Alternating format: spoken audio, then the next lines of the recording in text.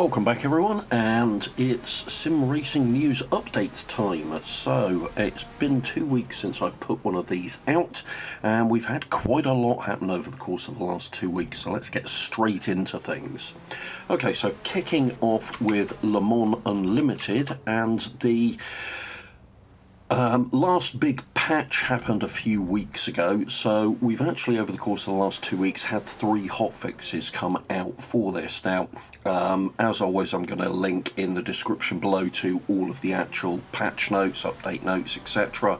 So once you finish the video, go and click on those to get more detail on anything. I'm not just going to sit here and read out a load of patch notes to you. That would be probably more boring than these already are. But there we go. So yeah, 3 hotfixes. Now for me, the great thing about these hotfixes coming thick and fast for Le Mans Ultimate shows that it's still being supported and updated as a title, which is great news despite the very precarious situation that motorsport games still find themselves in. Now, that arguably is a situation of their own doing, but I really like Le Mans Ultimate and I'd quite like it to succeed, and I really like R-Factor 2, and it's a title I'd like to not disappear from the sim racing canon, so hopefully they will manage to pull things together, fingers crossed. But yeah, we've had 3 hotfixes. These are, all 3 of these are mainly just fixing stuff, a lot of it around force feedback actually, and force feedback loss. You know, just fixing little things that came off the back of the patch. I suspect that we'll probably get about another week before we get another big patch come out. That would be good to see. That's not anything more than just my prediction, by the way. Okay, so that's Le Mans Ultimate and what we've had for that. Moving over to some hardware news now, and now I've not reported on this because I've been away for a while, but you may well have seen that Fanatec, well, they don't really have the best reputation for supplying kit and quality control at the moment, and it looks like the investors are finally reaching the end of their tether with this one, because the gent that set up Fanatec, Thomas Jackemeyer, I believe that's how you pronounce his name, has been dismissed from his role as Fanatec CEO. Now, he's not been dismissed from the business, but he has been moved to, I think it's a technical advisor type role, which is basically, we can't fire you, but we don't want you running the show anymore type move. That's my read on it anyway. So yeah, have a read of that article down below. This is an ongoing situation. Will it do a great deal to resolve the issues that Fanatec are having? Who knows, but we'll have to wait and see on that one. Right.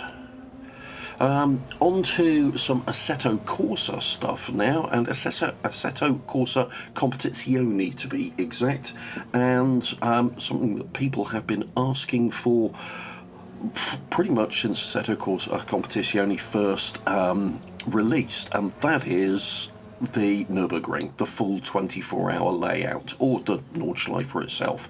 Now, because ACC is an SRO licensed game, they needed to actually race there for the ring to be included. Well, they are racing there this year, so we have the 24-hour Nürburgring pack has landed, and it is an absolutely fantastic rendering and reproduction of the track. It really, really is. It is out only on PC at the present moment. I would imagine a console release will be a month or 3 away. We'll have to wait and see on that. It is a chargeable DLC, so how much you think is worth paying for the ring is very much up to you, but you'll have to wait and see if it does land on console, which I'm fairly certain it will, whether it's something that you want to go for. I'm sure those of you playing on PC have already made your mind up in that regard.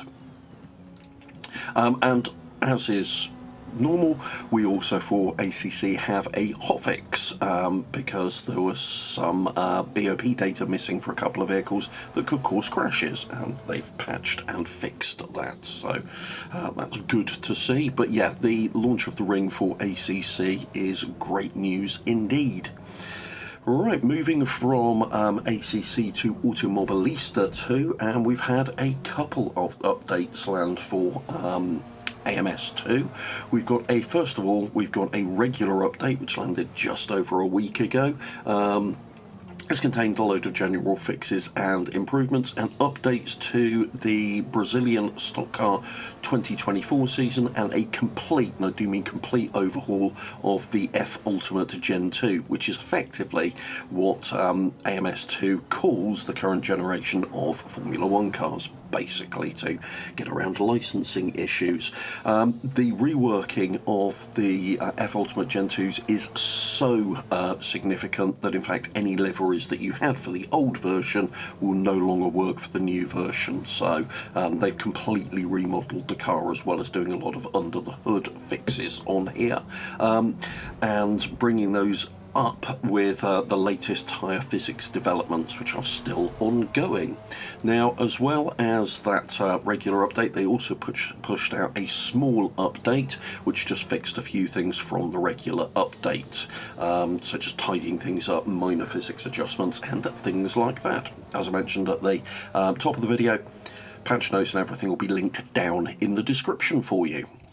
Right, on to one of the biggies. It's been what seems like an absolute age since we had any news on Assetto Corsa's true successor, because of course Assetto Corsa Competizione is not a true successor to Assetto Corsa, and we've been under the working assumption, logically, that it will be called AC2. Assetto Corsa 2. Seems that is not the case, and we've had a video teaser, a whole 18 seconds of it launch, which has confirmed that it will be called Assetto Corsa Evo, and it does look like this is potentially the start of a marketing push towards this, and I'm hoping that sometime in the summer we'll see AC Evo hit early access on PC, because I'm definitely going to be one of the people that goes for it. I can't wait to see what it brings, and I will be putting together at some point soon a video that talks about what I personally would like to see coming from Assetto Corsa Evo.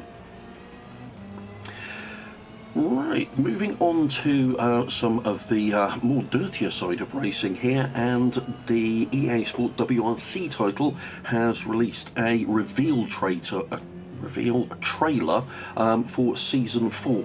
Now, this Season 4's, it's got the usual things you'd expect: new seasons of content for the Rally Pass, some more moments and things like that. But the big bit for a lot of people is the announcement that VR is indeed coming and should arrive sometime late spring, early summer. Is kind of the working assumption around that. Now, one important piece of news, and unfortunately if you are on PS5, potentially disappointing news, is the fact that VR is only coming to PC. It will not be coming to the PSVR 2 on PS5, so that is a bit of a downer, because those of you with a PS5 and PSVR 2, pretty much Gran Turismo 7 is your only serious racing title that you've got in VR, and I know a lot of people had held out hopes that EA Sport WRC would resolve that. Unfortunately, that is not the case, and as a result doesn't bode well for F124 having VR either. Now, since that announcement trailer came out on YouTube, they have launched or rather released the latest patch, which is version 1.7. As I mentioned, this did add a lot of content into the Rally Pass and a new season of moments. It was a fairly hefty sized install, but from what I know from EA contacts posting on GT Planet, a lot of that's back-end work for the VR that went in there, so it is a large patch on PC as a result of that. Now, speaking of Gran Turismo 7, we have had a tiny little update. Now, these are unusual because Polyphony Digital don't tend to push out little updates. They tend to just do their biggies and that's it. But this one addresses one thing and one thing only, and that's the balance of performance power settings for the Ford GT-LM Spec 2 test car, which were incorrect, and it resulted in the car having a ludicrous amount of power in comparison to its competition, which made it a de facto meta for its class of racing. Well, that's been fixed, so you can't use that as a meta anymore. Sorry about that, but there we go. Surprise one here, tiny little patch for Art of Rally has come out. It's described as a regular update, but in all honesty this is not massive at all. And I know I don't normally go through patch notes in detail. I've just done it for GT7. I'll do it for Art of Rally because this is tiny as well. The number pad enter key now works in game. They fixed custom livery issues for the Rotary K and Das Maestro, and they fixed the custom livery template issues for Das Maestro. That's it. That's all you're getting in Art of Rally. But, you know, particularly if you're a livery creator, God, I'm having trouble with that word, these are important fixes. Right, onto a big one that has dropped, and this is for Forza Motorsport, a title I'm playing quite a bit at the moment. I'm actually really enjoying. It's not without its faults by any stretch of the imagination, but I am enjoying it quite a bit, and the review I've been promising you for weeks now will be coming soon. I do promise that, hand on heart and stuff like that. But they have launched Update 7, which brought a load of new quality of life fixes to the game. Definitely seems to have tidied up the AI a little bit. It's not a monumental change in AI, it's just tweaking around the edges, but it seems to be getting better patch after patch. The big news is the content that's come with it. So what we've had content-wise is Brands Hatch. Both layouts have released, which is great. It's one of my favourite tracks of all time, Brands Hatch. So it's really good to see that in the title. And we've had the final 3 cars of the Car Pass launch, and these are some 3 really good cars here. So Ginetta G55 GT4, Matra Simca Equip from 1970, and a 2016 Ligier GSP3. So some really good cars, and that, as I say, does complete the Car Pass. There is a load of other stuff added to this. As I say, it is a big update, and I'm not going to go through everything that's in there. So go and have a look at the patch notes for that once you finish watching the video. Please, once you've finished watching. There's not much more to go, and there's some good stuff coming up, I promise. Speaking of good stuff, now this is a title I absolutely love on PC, really do, and that is the wonderfully named Super Woden GP2. Now, Super Woden GP2 has to this point been a PC specific title, but it is now this summer coming to consoles, and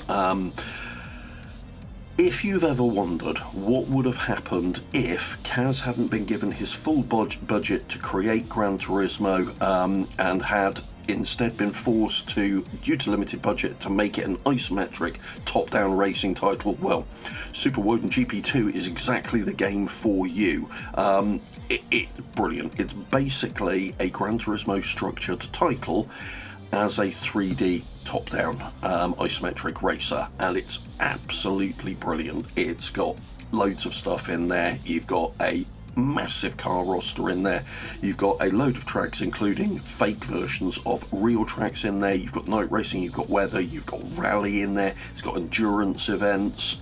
It's utterly brilliant. It drives wonderfully, it really does. It's got a great level of difficulty in terms of its scaling, and hopefully it will come out at a similar price on console to its price on PC, which is around the £10 mark, and for that it is genuinely an absolute bargain. It really is a great racing title. So good that I had to throw some footage into this video, so if you wonder what Super Woden GP2 looks like, well, you're watching it right now, and it's great. So yeah, pick that one up, definitely, if you like top-down isometric styly racers. Right, final piece of news, and whoa, this one is a blast from the past, news-wise. I first covered the It's Coming at Some Point in the Future for this particular title over 2 years ago, I think, and that's a title called Heading Out, which is basically a kind of open world drive across the USA story based around the likes of the original Gone in 60 Seconds and Vanishing Point, films like that. American road movie, running from the police kind of thing. It's got a really unique looking art style to it, and we actually now have a release date for it, which is the 7th of May.